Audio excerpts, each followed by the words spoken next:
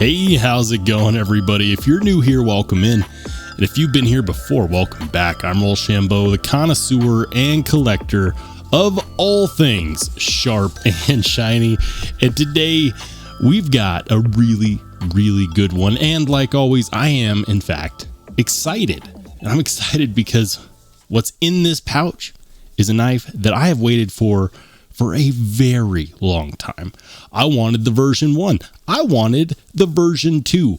And like clockwork, they all sold out like hotcakes before I could even get one. And somehow I kept seeing people with 1, 2, 3, 4 of these in their collection. And I just had to sit there and be green with envy. And you just wonder how.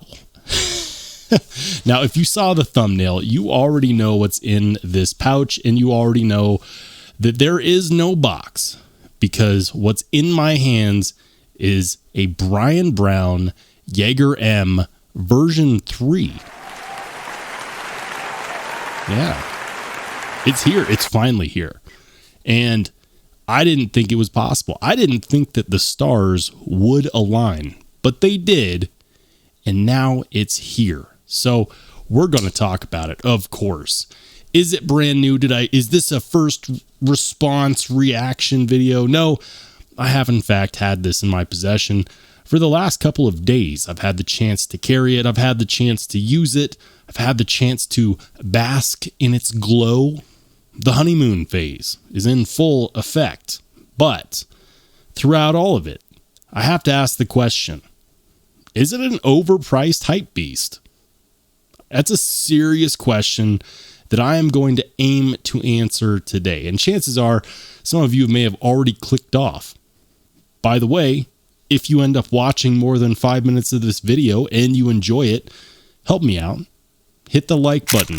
And in case you don't feel like commenting, just leave a comment with your favorite emoji. Let's start off talking about the specs. And before we get into the nitty gritty, let's talk about the price. There were several versions of these knives, several exclusives. I want to say there was like 5, 6, 7. I don't know. There were so many exclusives. This particular one is the St. Nick's Knives exclusive. So keep that in mind. I'm only talking about this specific one. They all came in varying price tags. I want to say the cheapest was like $375. That was the Smoky Mountain Knife Works exclusive that had the titanium frag pattern. This one is not. This one came in at $399. So what does your $399 hard-earned Christmas dollars get you? We're looking at an overall length of 7 3/4 inches. The blade is 3.5 inches, and that's made entirely of M390 with this machine ground satin finish. This is what people would refer to as a reverse Tonto, or possibly a Warncliffe, or a very straight sheep's foot. It's going to weigh about 4.6 ounces. The handle scales are made out of titanium. The pivot collars are titanium. The 3D milled pocket clip is titanium. The backspacer is, in fact, titanium. And then it's all brought together by this absolutely gorgeous fat carbon dark matter red handle scale inlay. It's held together by T8 body screws and inlay screws and a T10 pivot. It is a frame lock, although some might argue that this is a bolster lock, although I would like to remind them that this inlay is not in fact a bolster, but it does act like a bolster lock in that you don't have to worry about putting any pressure on that lock bar when you go to hold the knife at all.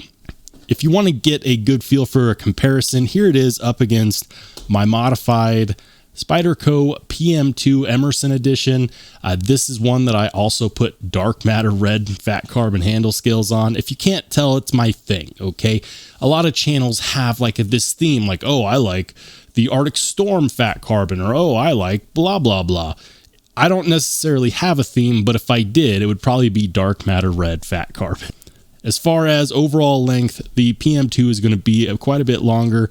As far as carry profile in the pocket, We're looking pretty dang close. Very, very close. And then one more comparison that I'm going to do, and I'm not going to tell you why, I'm just going to do it. Here it is up against the Devo Nip. I'm just going to put that right there for a second. And now we're going to move on. Let me know what you think in the comments section down below. Now, there's quite a few things that I really, really like about this knife. And first thing that I'm a huge fan of is going to be this backspacer. Look at that. That is a 3/4 length backspacer. It's rounded or crowned, and it makes it very comfortable in the hand. A lot of times we see these backspacers where it feels like the designer was trying to do the most. They're trying to squeeze in the most milling, do the craziest, or they're just flat backspacers and they just fill the gap. I'm a fan of backspacers, especially on knives like this that have a lot of edge that could be easily damaged if there's crap in your pockets. Given the utility style of this blade, I'm a huge fan of the fact that it has a backspacer, and an even bigger fan of the fact that it's comfortable in the hand because it's rounded over. I want to see more knives with this style design backspacer. It's not just there for aesthetics. It actually serves the purpose of protecting that edge, which is, of course, a hollow ground edge, which means that it's very thin and slicey right here behind that edge. The next thing that I'm a huge fan of is the hardware. Now, the pivot is, of course, a T10. We do see that on things like Spyderco's. And then, of course, the body screws, the pocket clip screws, those are, in fact, T8. We also have this inlay screw right here, which is also T8. And I want to talk about the inlay screw for a second, because I know some people are going to say, oh, why the screw there? The screw looks hideous. Let me tell you something real quick, okay? I like the fact that they didn't just glue in this inlay, because it actually opens it up for knife modders everywhere. You can take the screw out and take the inlay out and put it in an inlay all of your own custom making. That's fantastic, especially if you're someone that likes to send your knives off to knife modders, or if you're a modder yourself. You could get whatever kind of inlay you want. You can 100% make that your thing. Would I do that? No. I think that this knife is expensive enough as it is, and that's why I got this specific version, because it's actually exactly what I would put in that as far as an inlay is concerned. The next thing I'm a huge fan of is this lock. Now, it is, of course, a frame lock, but because we have this inlay, which is raised up, going over that lock bar, you're much less likely to actually create more over travel. Something else that I think is really cool is the fact that there is absolutely no billboarding on this blade that is visible to the naked eye. Now, I did take this knife apart recently because I wanted to clean it, I wanted to oil it myself, so on and so forth. There is only one piece of billboarding that I can see in here, and it is, I don't know if you can see that, but on the inside of the handle scale, there's the Brian Brown Knives logo, and I'll shine a light on it so you can see for yourself. Too much. Right there, there's a Brian Brown Knives logo. There is, in fact, no internal milling on the inside of these handle scales, and I have a feeling that's because these handle scales have this inlay right here. I mean, is it a shame that there's no internal milling? Not really. I mean, it weighs 4.6 ounces, which is not light for a knife that's under 8 inches long overall, but I don't really mind that. It feels like a solid design in the hand, and the fit and finish was perfectly done. The inlay itself is, of course, something that you would expect from Riot. That is a nearly perfect inlay, and it might not look like it from this angle, but that's only because of the slight shadow that's cast off by this raised inlay.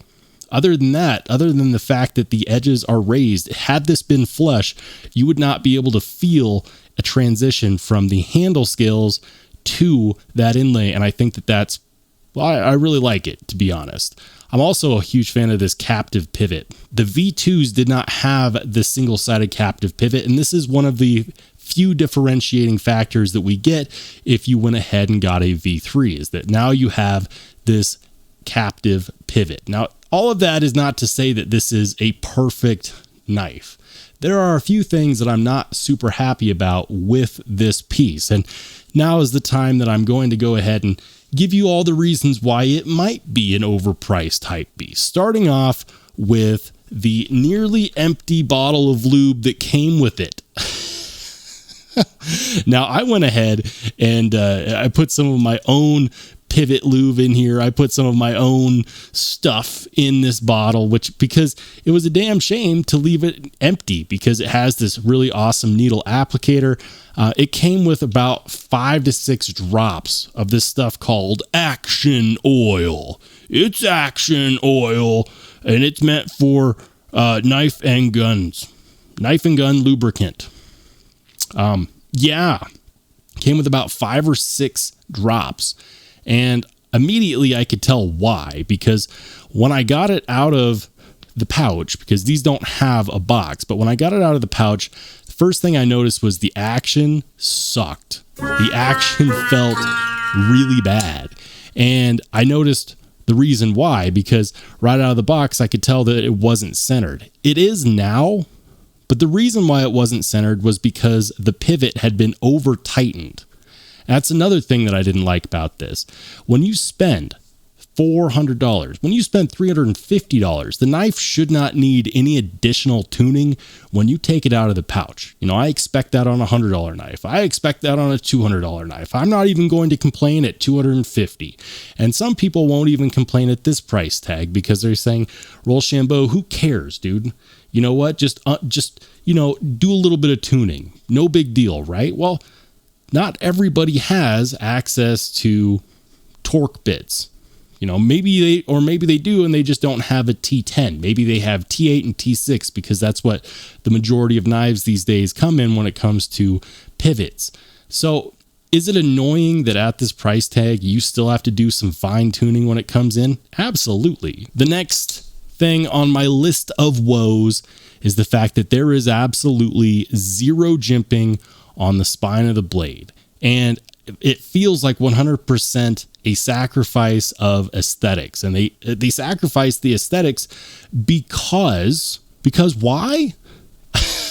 I don't get it. Because this is quite possibly the bougiest utility knife ever.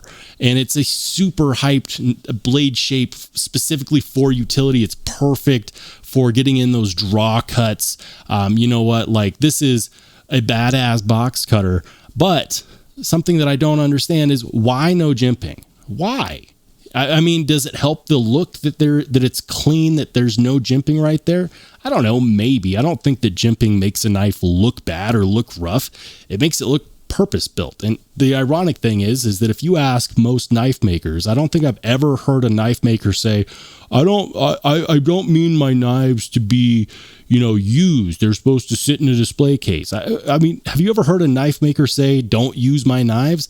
Even Herman knives that cost $700, $800, at $1,200, whatever, those knives are meant to be used. And every single knife maker that I've ever heard speak has always said, my knives are meant to be used. So if that's the case, and you have this perfectly built knife for utility, why do we not have any jimping on the spine of the blade? Why not have more control when you go to use your cuts, when you go to use the knife?